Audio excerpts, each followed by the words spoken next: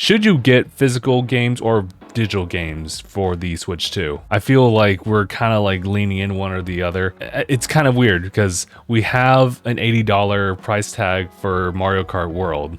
That's something that a lot of people are going, not sure if you heard that.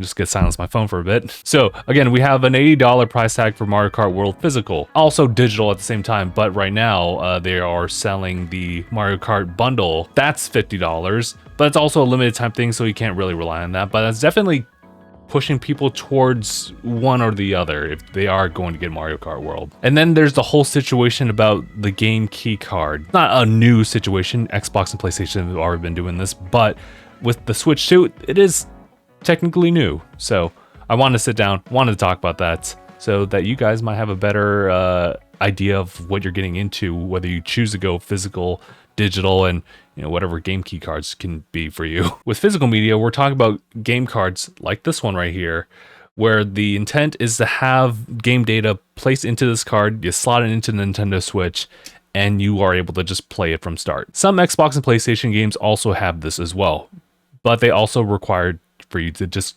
download it. So even though there is game data on those discs, you still have to download it onto the console. So it ends up taking up space. When it comes to Nintendo Switch, thankfully, you don't actually have to download it internally. So whatever internal storage you have, you get to keep it. And you're still going to have some additional space being used for like save data and game updates or DLC. The idea is though, if you have something like this, you don't need to use up too much space for the actual game itself, because these games, especially in the future, are going to be a lot. Now, when it comes to digital games, it's pretty much using one of the storefronts, in this case, the Nintendo eShop, and you download the game through that. That will take up internal storage, but it is definitely very accessible. It's very convenient. Typically, when you buy a digital game, you're actually buying the license. You're not necessarily buying to own the game, mainly just to buy that license to have the right to play it. With DRM free stuff like, what GOG hosts like for PC games, that's pretty much just yours to keep the moment that you have like the installer. So those are the main differences, and we're starting to go into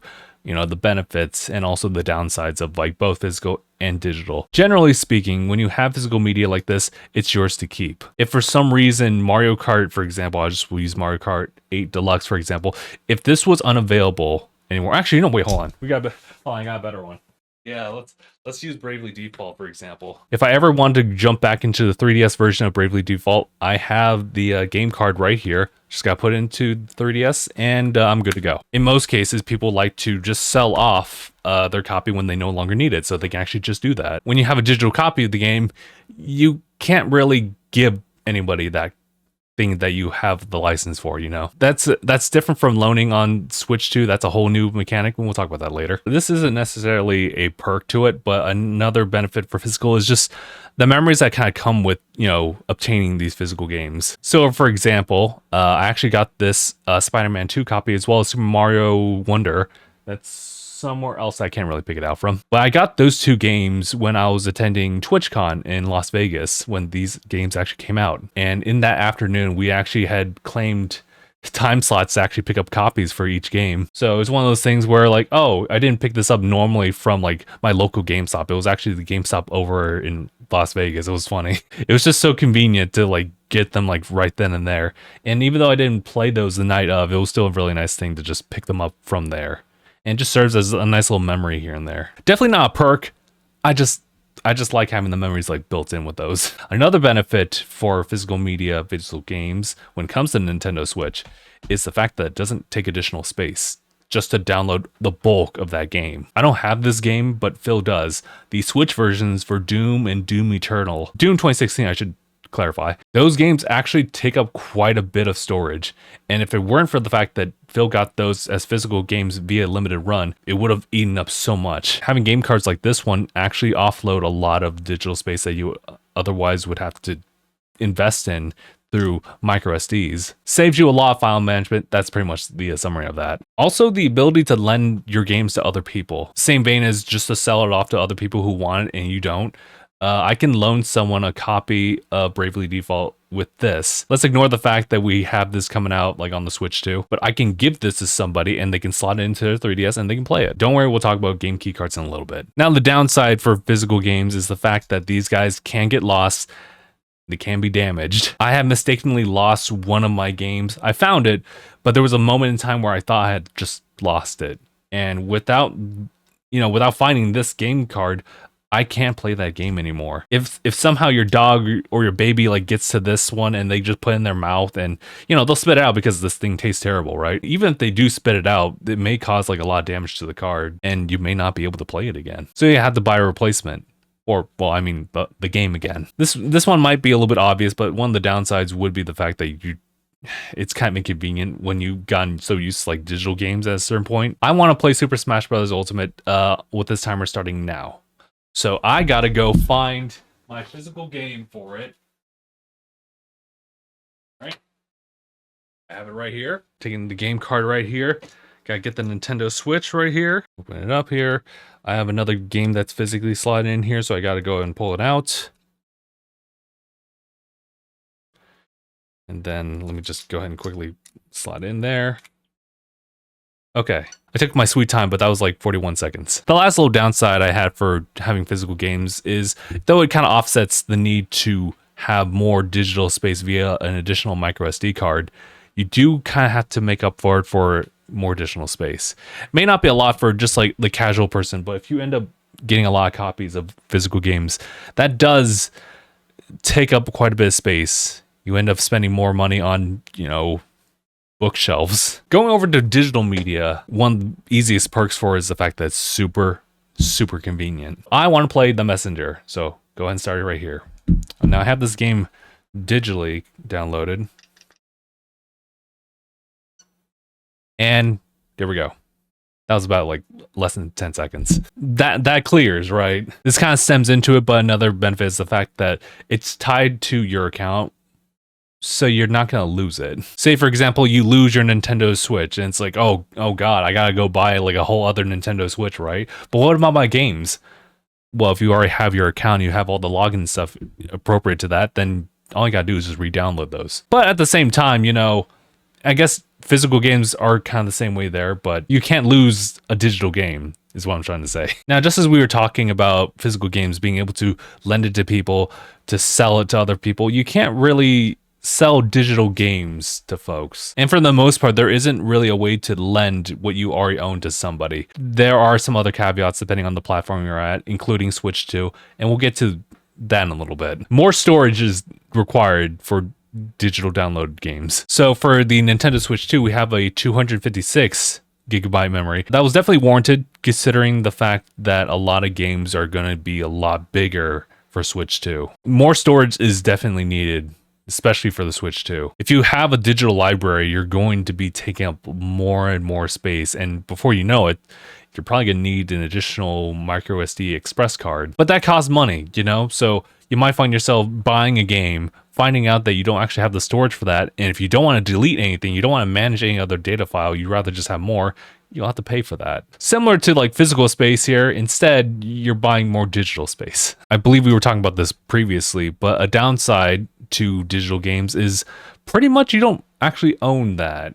You don't actually have it on hand. It's just a digital license that you like acquired that lets you play it. DRM, definitely take a look at that. That's kind of everything that's kind of black and white when it comes to physical versus digital. Now, obviously we need to talk about something that Nintendo has implemented. It's not new or anything, but they implemented this. It's that they have game key cards. This is a little different from what they used to have for Switch, where it was just code in the box. An actual cartridge, right? There's no game data on it, though. Assume this is a Switch 2 game key card. It just will be put into your console, and it will tell you that, oh, hey, you got this. Let me just go ahead, grab the stuff from eShop and download it. It's something that you can actually resell to people or give to people, but it does have the drawback of needing to take up storage, both in the physical space, but also on a micro SD express or the internal storage. It's weird.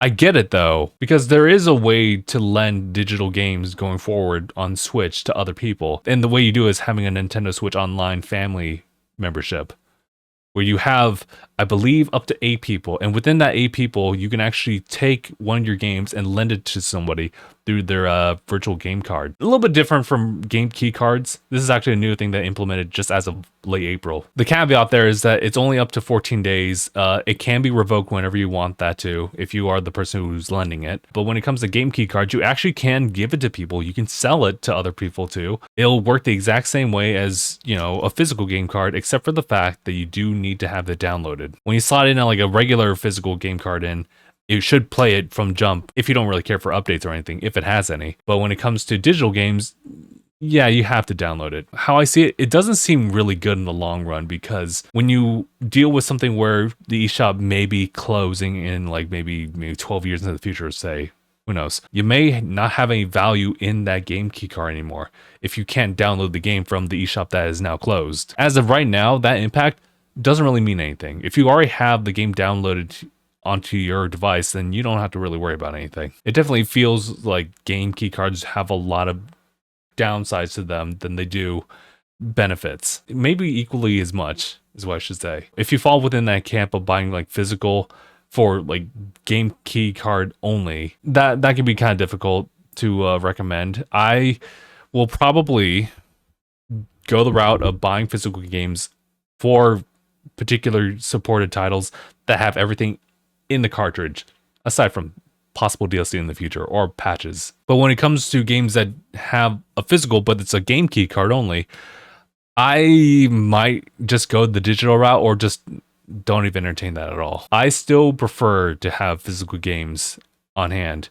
So if they don't really give me much of an option, I might just simply say no, I guess. It is kind of a shame though, because it seems like a lot of third-party support for the Switch 2 have opted in for game key cards. If that's the case, then you will have to look towards picking up more like additional storage through the microSD Express, which I was going to do anyway, but everyone's in a different situation, so that's fair. And that's a pretty brief overview for physical versus digital. Obviously, it's going to be up to people's preferences on whether or not you want to do that.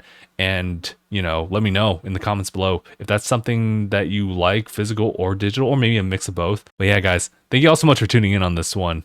And if you would, check out the pre-order stuff as far as the Nintendo Switch 2, as well as just a general overview for Switch 2 content. Or, you know, you can also check out the Steam stuff, Steam Deck. Is it worth it in 2025? But yeah.